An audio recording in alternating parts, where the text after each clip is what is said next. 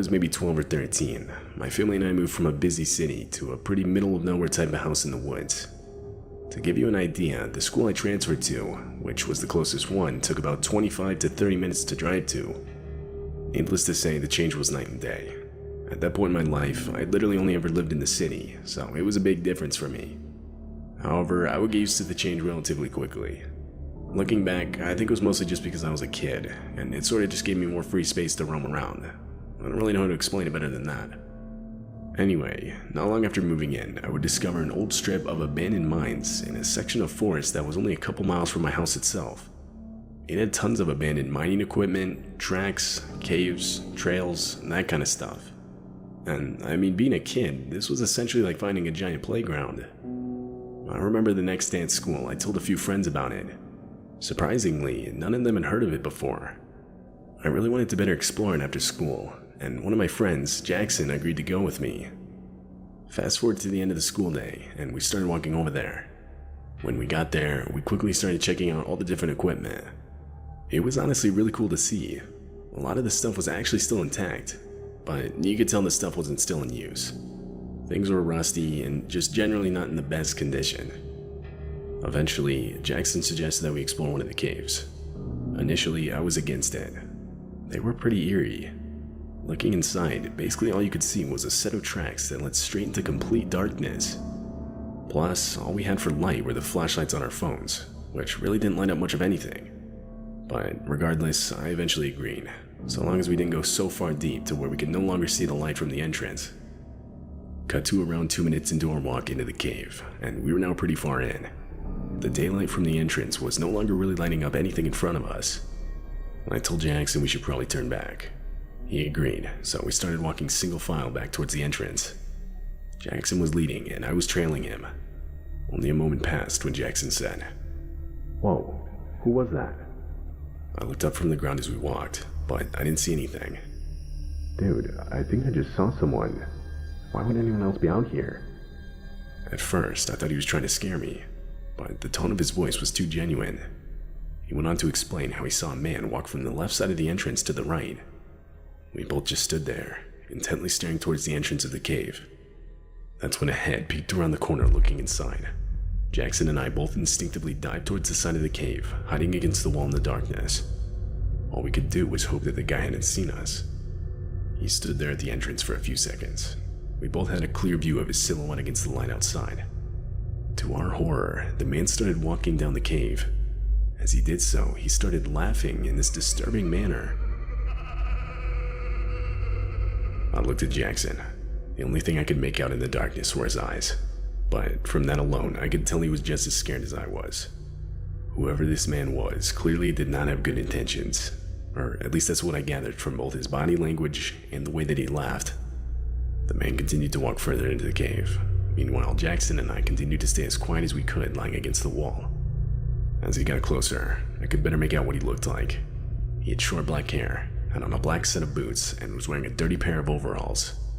I noticed he had something in his hand, but I couldn't tell what it was. When he got even closer still, I realized it was a revolver. I could now hear my heart beating in my ears. Even being as young as I was, I vividly remember seeing life memories flashing before my eyes. The guy then got maybe 12 feet from where we were standing and stopped. He looked around for a second. I could see him squinting his eyes so as to see further into the cave. Then, by some miracle, he turned around and started walking back towards the entrance. When he got there, he turned right and was now out of view. It looked like he had kept walking, but Jackson and I both agreed we weren't going to take any chances. I mean, what if he really did see us and was hiding by the exit waiting for us to leave? It was about to be dark, and while being alone in an abandoned mine in the dark was a scary thought, potentially having to confront this man was more so. Naturally, within what was about around the next hour or so, it got completely dark outside, making everything in the cave even darker than it already was. Of course, we didn't have any service on our phones to be able to call for help. In our minds, we would have, in all likelihood, just been fine to walk home right then and there. But again, we did not want to take any chances with that guy still potentially waiting for us at the entrance. It would be long, but Jackson and I both agreed to wait until midnight. We figured by that point there was a small chance we'd run into any trouble, so that's exactly what we did. It was close to 5 hours of just sitting there in complete darkness, with the both of us still utterly terrified. When midnight finally came, we both got up and slowly started walking towards the entrance. We didn't dare to turn on the flashlights on our phones. Slowly, we creeped forward. Jackson was in front of me. We were now only a few steps away from the entrance, when out of nowhere, Jackson started sprinting. I was terrified. I didn't know what he saw, but I started sprinting as well just behind him. We went straight into a set of trees and in the direction of my house. After running for what felt like forever, my house finally started coming into view. Then I would begin to see flashing red and blue lights from multiple police cars. I saw an officer speaking to my parents. Jackson and I both frantically ran up to them with tears in our eyes and did our best to explain everything. Seeing the police cars really put into perspective for me how close we were to becoming the next missing person cases. There's absolutely no way our bodies would have been found in that cave, I'm sure of that. Over the next couple of weeks, police would search the abandoned mines and surrounding area for any sign of the man we described. However, their search would unfortunately yield no results. That man has yet to be found. From that day on, I chose not to go outside much, purely out of fear. If I did go somewhere, I would tell my parents exactly where, with the exact time I'd leave and be back. For those wondering, I later talked to Jackson about why he started running when he got close to the entrance of the cave. Disturbingly, he would tell me how he thought he saw the man crouched down. But again, it was dark. I'm not really sure how it's possible he could have seen that, so take it how you will. What I will add though, and something I never told anyone, including Jackson, was how, while we were running, I thought I heard a third pair of footsteps running behind us. Even to this day, I think back to that exact moment and try to decipher whether those were real footsteps I was hearing, or whether it was just my imagination.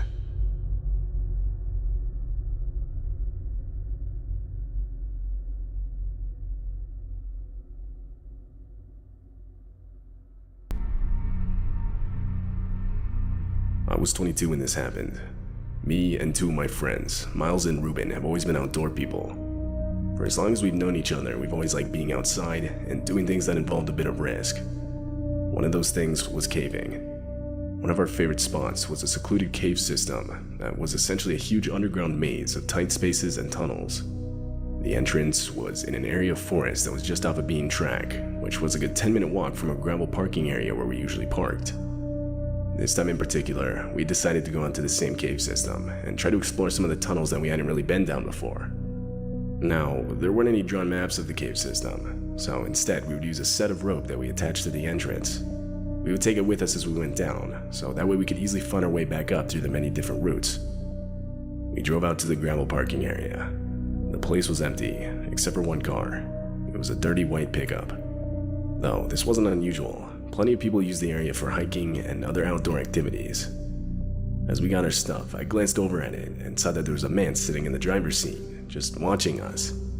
Trying to be friendly, I gave him a thumbs up as we walked past, but he didn't even react to it. It was a bit odd, but I tried to ignore it as we carried on towards the cave system. As we were setting up and getting ready to head down, I glanced over my left shoulder thinking I'd seen something in the tree line.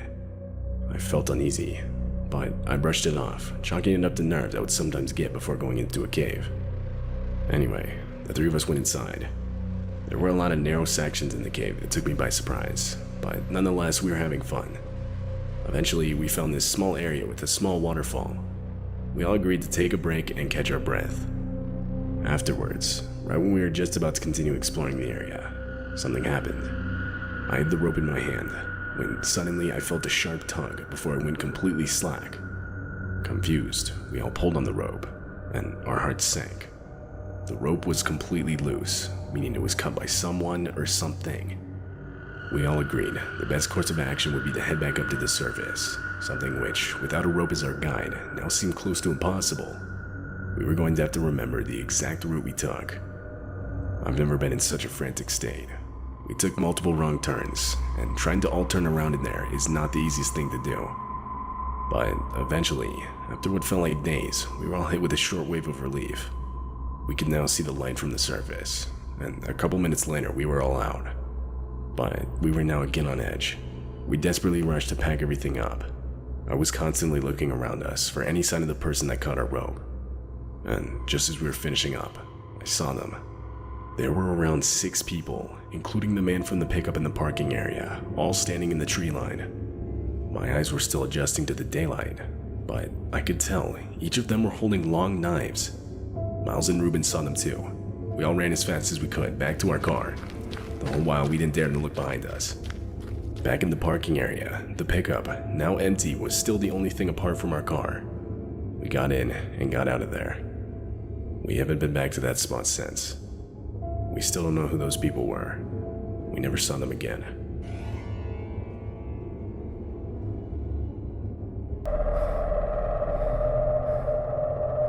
This happened back when I was 15. It was the middle of summer, and at the time this took place, both of my parents were out of town on a 4-day-long business trip. I'm an only child, so this meant I had the house to myself. By the second night, I was pretty bored, so I figured I'd invite my friend Justin over to stay the night. I called him up and he agreed. But by this point, it was already pretty late, so he said it might take him a while because he didn't have a ride and would have to walk. Fast forward 30 minutes and he arrived. We went up to my room and started playing Xbox. This probably went on for a couple hours when Justin perked up and recalled a cave that he had stumbled upon while walking over here. I guess something in the game we were playing had somehow reminded him of it or something. I'm not really sure. And I had no reason not to believe him. We lived in a small town in the mountains where caves are somewhat common. He went on to suggest that we explore it. I was getting bored of playing Xbox, so 15-year-old me thought it was a good idea and agreed. Now, remember, this all occurred at night. The two of us went around the house looking for flashlights and anything else we thought we might need. We then headed out. I basically just followed Justin, trusting his guidance. Eventually, he took a sharp turn off the road and directly into the dense trees of the forest. Then, after a few minutes, we saw it. It was extremely hidden behind some trees. The mouth of the cave was pretty small, think like a bit smaller than a doorway. We walked in and would quickly discover that other people had been here before. There were plastic bottles, chip bags, and other convenience store junk.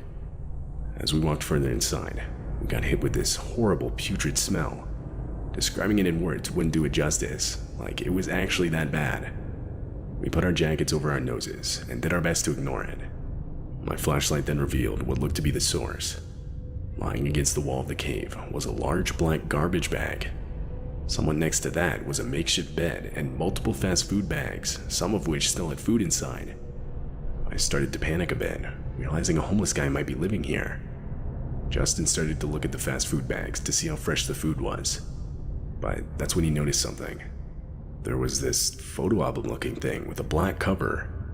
Justin opened the first page and shined his flashlight on it. Before I even got a chance to look, he dropped it out of disgust. Dude, there are pictures of dead bodies in there. I almost didn't want to believe what he said, but I didn't want to look for myself. I was looking up at Justin when a blinding white flash lit up the entire cave for not but a split second. Both of our heads shot in the direction of the noise. We didn't dare shine our flashlights toward whatever it was. Instead, we turned around and ran back to the entrance, literally as fast as we could go. When we got back outside, we made a break for the road. We didn't stop until we got back to my house. We locked all the doors and windows before discussing what exactly we had just witnessed. We agreed there had to have been someone in there with us. Realistically, we knew that flash couldn't have been anything other than a camera flash. The next morning, we called the police and reported what we saw. When they investigated the same cave, they found nothing but the plastic bottles, chip bags, and convenience store junk that we had found when we first entered.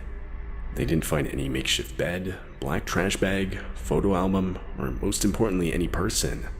So, naturally, nothing came of it. Why whoever was in that cave felt the need to take our picture, I'll never know 100%. But the older I get, the more red flags the whole situation gives off. Like, what was in that black trash bag to give off such a putrid smell? Or why would there be an extremely graphic photo album? All the people I've talked to agree that this was more than just a homeless guy living in a cave.